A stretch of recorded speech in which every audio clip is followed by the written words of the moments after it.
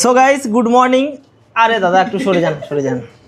Good morning নয়, good ইভিনিংও নয়, good night. হ্যাঁ, আমাদের বার্থডে বয় অলোক।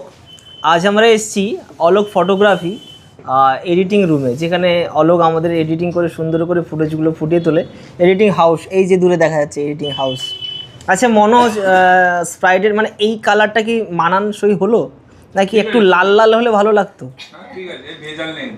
ভেজাল নেই তাই তো, সবগুলোতেই ভেজাল। না না না, তোমার কি মনে হয় ভেজাল নয়? না বুঝলাম না। তো ব্যাপারটা হচ্ছে এই ছেলেটাকে যে তোমরা দেখছো বারোমুন্ডা পরে দাঁড়িয়ে আছে, হ্যাঁ মনে হতে পারে বারোমুন্ডা পরেছে, কিন্তু ভেতরে অনেক মাল মশলা আছে।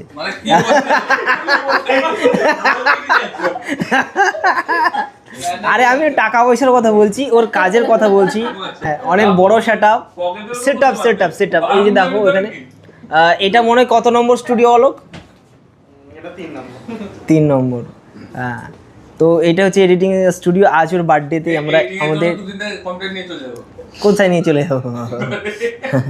তো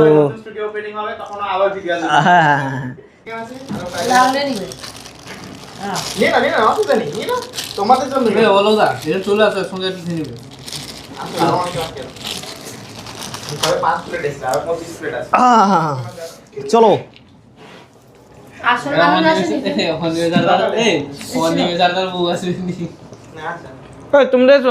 তোমরা কি দর্শক হয়ে গেলে নি?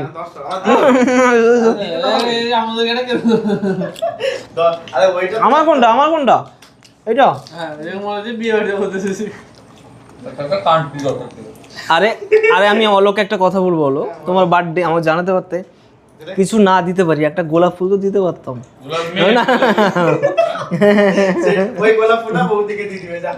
আরে গাঁদা ফুল গাঁদা ফুলও দিতে পারতাম পয়সার অভাবে। আরে এখন গাঁদা ফুল পাবি না, এখন তো গাঁদা ফুলের সিজন নয়, এখন দোকান ছাড়া গাঁদা ফুল পাওয়া যাবে না। জবা ফুল এই তোমরা বসো তো, ভালো আছে।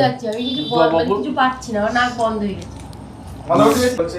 আর এরপরে কোথাও শাখা প্রশাখা হওয়ার ব্যবস্থাপনা আছে? রিসেন্টলি আসবে। খুব তাড়াতাড়ি হতে চলেছে। কোথায় সেটা? ওই সামনের দিকে কন্টাক্ট বলে দিল তো, সামনের দিকে মানে কন্টাক্ট পাইপল গাছ চলছে এখন। আচ্ছা, তো জন্মদিনে অলোককে ভালো করে বলি। আমার হয়ে মনোজ বলে দিবে। মনোজ বলো আজকে আমি কোথায়? আমি ভালো করে বলবো, বললেই ভাইরাল। আজকে আমি কোথায়? ভাইরাল হবে না, ও তো ভালো করে বলে ভাইরাল হবে না, সেটা বুঝছো।